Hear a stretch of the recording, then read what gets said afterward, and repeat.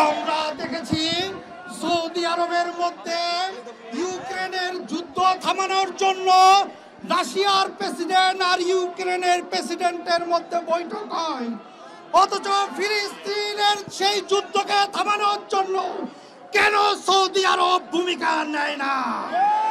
আমরা আজকের এই সমাবেশ থেকে সৌদি দূতাবাস সহ বাংলাদেশ সরকারের প্রতি আহ্বান থাকবে, বর্তমানে যে বিনিয়োগ সম্মেলন হচ্ছে, এই বিনিয়োগ সম্মেলনেও গাজাকের এটার উপরে শোক নিন্দা প্রস্তাব করতে হবে।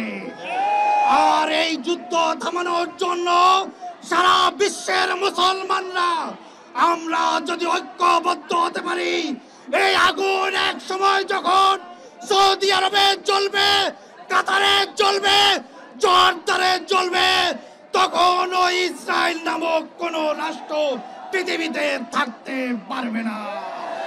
তাই আসুন তাদের বিরুদ্ধে আমরা ঐক্যবদ্ধ হই, এখন এক হয়ে কাজ করি, নাসরুম মিনাল্লাহি ওয়া ফাতহুন করি। আমাদের মা বোন শিশুরা যেভাবে নির্যাতিত হচ্ছেন, সারা পৃথিবীর মানবতা জেগে উঠে যায়, ঠিক কিনা বলেন?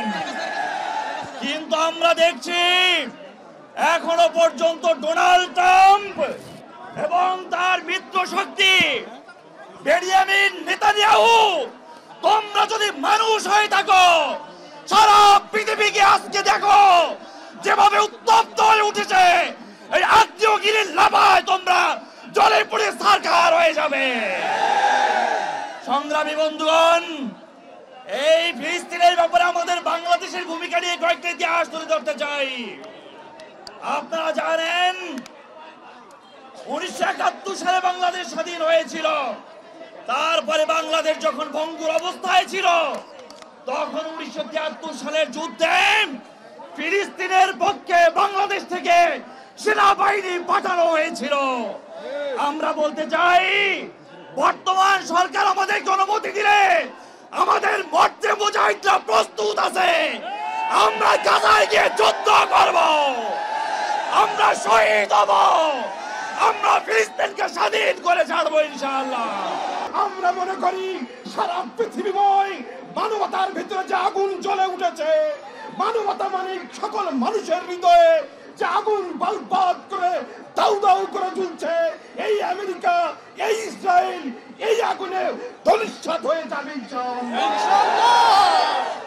আমাদের বাংলাদেশে দাঁড়িয়ে আমরা কি করতে পারি? আমরা আমাদের সেই ফিলিস্তিনের ভাইদের প্রতি সংহতি জানিয়েছে রাজপথে নেমেছি, আহ্বান করছি, অতি দ্রুত যুদ্ধ বন্ধ করুন, ফিলিস্তিনকে স্বাধীন হিসেবে রাষ্ট্র ঘোষণা করুন।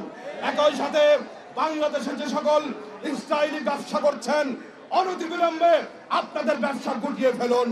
বারবার ভদ্রজনিত ভাবে সতর্ক করা হচ্ছে, বাংলাদেশে কোন ইসরায়েলি পণ্য থাকতে দেওয়া হবে না।